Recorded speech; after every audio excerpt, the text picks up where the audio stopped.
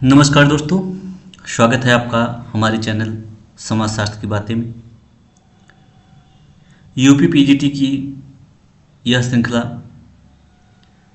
जिसमें प्रत्येक वीडियो में 25 प्रश्न लगभग शामिल किए जा रहे हैं, उस श्रृंखला का यह 33वां वीडियो है। इसके पहले हम 806 प्रश्नों की चर्चा कर चुके हैं। श्रृंखला में हम आगे बढ़ते हुए अपने अगले प्रश्न की तरफ मुखर होते हैं। प्रश्न है आपका प्रश्न संख्या 807।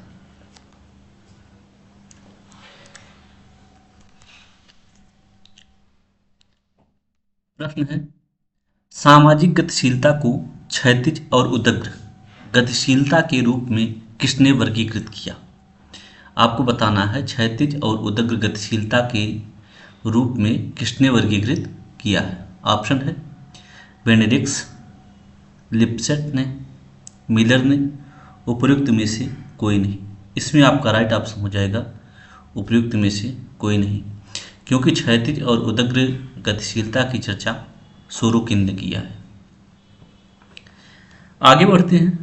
प्रश्न है, LIC के कलकत्ता स्थित प्रधान कार्यालय में क्लर्क के पद पर कार्यरत व्यक्ति का दिल्ली स्थित कार्यालय में उसी पद पर आना किसका उदाहरण है? ऑप्शन है क्षैतिज गतिशीलता का, ऊर्ध्वमुखी गतिशीलता का, ऊर्ध्वाधर गतिशीलता का, अधोमुखी गतिशीलता का। यहाँ पे आपका राइट ऑप्शन हो जाएगा क्षैतिज गतिशीलता का, क्योंकि व्यक्ति कलकत्ता का स्थित कार्यालय में भी क्लर्क था और उसके बाद दिल्ली स्थित कार्यालय में भी क्लर्क ही रहा। इस वजह से यह क्षैतिज गतिशीलता के अंतर्गत शामिल होगा। अगला प्रश्न है, एक गतिशील समाज का सर्वाधिक विशिष्ट लक्षण क्या है? ऑप्शन है बहुउद्देशीय भवनों की उपस्थिति, वाहनों का आधिक्य, परिस्थितियों में परिवर्तन का अवसर, उपयुक्त में से कोई नहीं। यहाँ पे आपका राइट ऑप्शन हो जाएगा परिस्थितियों में परिवर्तन के अवसर। परिस्थितियों में परिवर्तन का अवसर, ये आपका राइट ऑप्शन हो जाएगा। अगला प्रश्न है, सामुदायिक पुलिस व्यवस्था का लक्ष्य निम्नलिखित के माध्यम से अपराध को रोकना तथा नियंत्रित करना है। ऑप्शन है सेना, पुलिस तथा जनता, जनता, पुलिस। यहाँ पे आपका राइट ऑप्शन हो जाएगा पुलिस तथा जनता के माध्यम से अपराध को रोका या नियंत्रित किया जा सकता है। अगला प्रश्न है, बोस्टर स्कूल किसके सुधार के लिए है? ऑप्शन है महिला अपराधी, किशोर अपचारी, बंदी, इनमें से कोई नहीं। यहाँ पे आपका राइट ऑप्शन हो जाएगा किशोर अपचारी के लिए बोस्टन स्कूल का कॉन्सेप्ट सामने आया है। अगला प्रश्न है, संपूर्णानंद आश्रम निम्नलिखित में से किससे संबद्ध है? ऑप्शन है बोस्टन स्कूल, प्रतिप्रेषण गृह, ओपन जेल, बंद जेल। यहाँ पे आपका राइट ऑप्शन हो जाएगा ओपन जेल, ओपन जेल। अगला प्रश्न, नशा मुक्ति केंद्र निम्नलिखित में से कौन सी सुविधाएं प्रदान करते हैं? ऑप्शन है मेडिकल सहायता, परामर्श, यौगिक आसन, उपयुक्त सभी। यहाँ पे आपका राइट ऑप्शन हो जाएगा उपयुक्त सभी, क्योंकि नशा मुक्ति केंद्र पर ये सभी सुविधाएं प्रदान की जाती हैं। अगला प्रश्न है,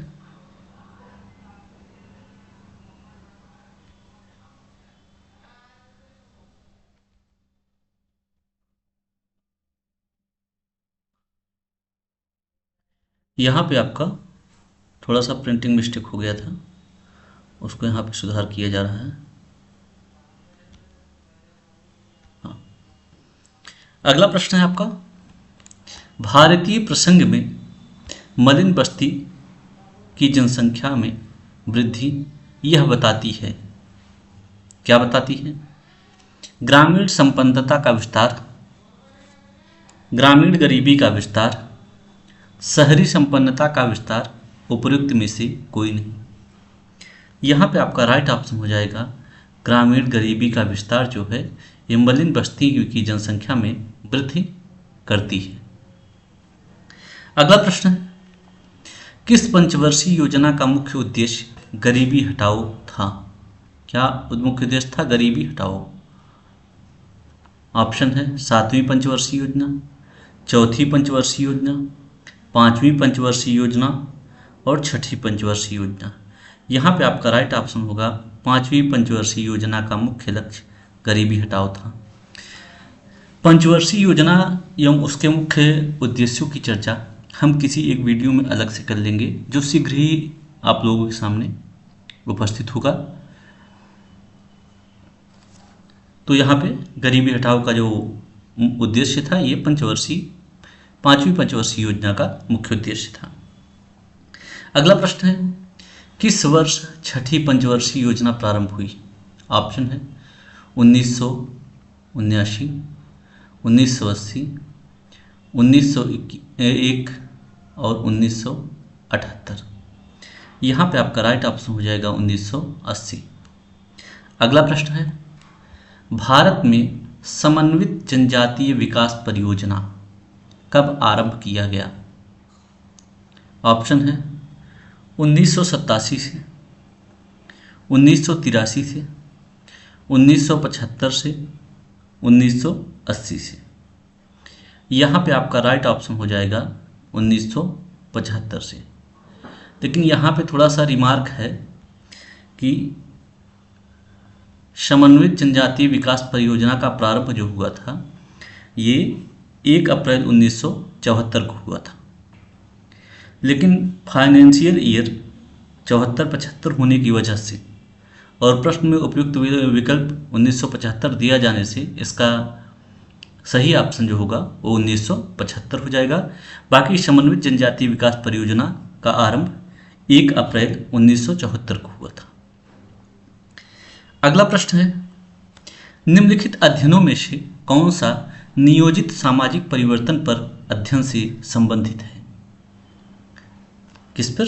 नियोजित सामाजिक परिवर्तन पर। ऑप्शन है इंडिया चेंजिंग विलेज, आज Rajasthan village, an Indian village, the remembered village. यहाँ पे आपका राइट ऑप्शन हो जाएगा इंडिया चेंजिंग विलेज। आपको ये बताना है कि इंडिया चेंजिंग विलेज पुस्तक किस समाजशास्त्री ने या किस विचारक ने लिखा है, इसको आप कमेंट बॉक्स में कमेंट करके जरूर बताएं। अगला प्रश्न है, मानव चक्र ह्यूमन साइकिल पुस्तक के लेखक कौन है? ऑप्शन है M.K. गांधी, अरविंद, भगवान दास और राधा कमल मुखर्जी। यहाँ पे राइट ऑप्शन आपका हो जाएगा अरविंद। अगला प्रश्न है, सोसाइटी इन इंडिया के लेखक कौन है? ऑप्शन में है Andre Beteille, Kingsley Davis, David G Mandelbaum, इनमें से कोई नहीं। यहाँ पे आपका राइट ऑप्शन हो जाएगा David G Mandelbaum society in India पुस्तक के लेखक हैं। अगला प्रश्न है, अर्बनाइजेशन एंड फैमिली चेंज नामक पुस्तक किसने लिखी है? ऑप्शन है इरावती कर्वे, लीला दुबे, M.S. गोरे, I.P. देसाई। यहाँ पे आपका राइट ऑप्शन हो जाएगा M.S. गोरे ने अर्बनाइजेशन एंड फैमिली चेंज नामक पुस्तक लिखी है। बढ़ते हैं अगले प्रश्न पर और प्रश्न है आपका, class and class conflict in industrial society पुस्तक किसने लिखी है? ऑप्शन है Max Weber, Karl Marx, Ralph Dahrendorf, T.B. Bottomore. यहाँ पे आपका राइट ऑप्शन हो जाएगा Ralph Dahrendorf. Class and class conflict in industrial society के लेखक राल्फ डारेंडॉर्फ। अगला प्रश्न है, इकोनॉमी एंड सोसाइटी नामक पुस्तक के लेखक कौन हैं? इकोनॉमी एंड सोसाइटी नामक पुस्तक के लेखक निम्नलिखित में से कौन हैं? ऑप्शन है Emile Durkheim, Anthony Giddens, Max Weber, Karl Marx. यहाँ पे आपका राइट ऑप्शन हो जाएगा मैक्स वेबर। अगला प्रश्न है joint family in urban setting पुस्तक के लेखक कौन है? ऑप्शन है R N Saxena, T B Bottomore, A D Ross, S C Dube. यहाँ पे आपका राइट ऑप्शन हो जाएगा ए डी रॉस। अगला प्रश्न है निम्नलिखित में से कौन सा अनुच्छेद पिछड़े वर्गों के कल्याण से संबंधित है? ऑप्शन है अनुच्छेद 39 व 40, अनुच्छेद 50 व 51, अनुच्छेद 15(4) व 16(4, अनुच्छेद 110 व 112। यहाँ पे आपका राइट ऑप्शन है अनुच्छेद 15(4) और 16(4 जो है ये अनुच्छेद पिछड़े वर्गों के कल्याण से संबंधित है। अगला प्रश्न है भारतीय संविधान का कौन सा अनुच्छेद अस्पृश्यता के उन्मूलन से संबंधित है?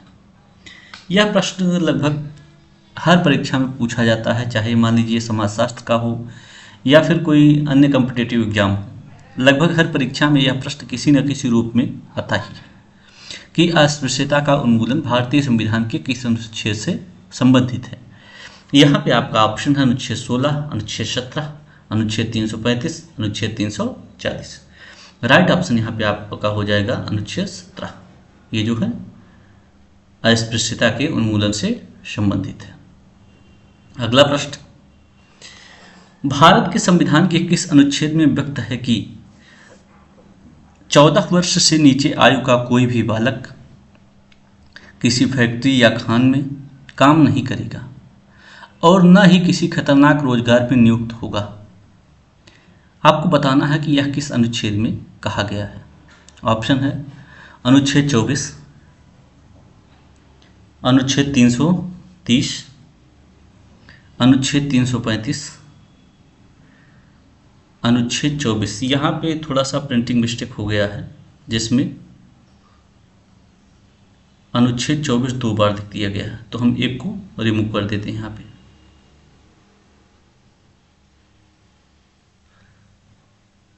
यहाँ पे आपका राइट ऑप्शन हो गया जाए अनुच्छेद 24। अगला प्रश्न है भारतीय संविधान की अनुसूची 6 किससे संबंधित है? छठी अनुसूची किससे संबंधित है? ऑप्शन है अल्पसंख्यकों से, अन्य पिछड़ा वर्ग से, अनुसूचित जनजाति से, अनुसूचित जाति से। यहाँ पे आपका राइट ऑप्शन हो जाएगा अनुसूचित जनजाति से। अगला प्रश्न है लिव इन रिलेशनशिप एक नवीनतम प्रघटना है जो निम्न में से किस समाज में पाई और स्वीकार की जाती है? ऑप्शन है ग्रामीण, विश्वनगर, शहरी, जनजातीय। यहाँ पे आपका राइट ऑप्शन हो जाएगा विश्वनगर, जिसे इंग्लिश में कॉस्मोपॉलिटन कहा जाता है। अगला प्रश्न है शास्त्रीय तथा आधुनिक समाजशास्त्रीय दृष्टिकोणों के बीच मूलभूत अंतर निम्नलिखित में से दृष्टिगोचर होता है, अर्थात कहाँ पे दृष्टिगोचर होता है? ऑप्शन है मध्यम विन्यास के सिद्धांतों का विकास, दूसरा व्यष्टि से समष्टि दृष्टिकोण तक उन्मूलक स्थानांतरण, तीसरा समष्टि से व्यष्टि सैद्धांतिक दृष्टिकोण तक निःशब्द स्थानांतरण, उपयुक्त में से कोई नहीं। यहाँ पे आपका राइट ऑप्शन हो जाएगा समष्टि से व्यष्टि सैद्धांतिक दृष्टिकोण तक निःशब्द स्थानांतरण।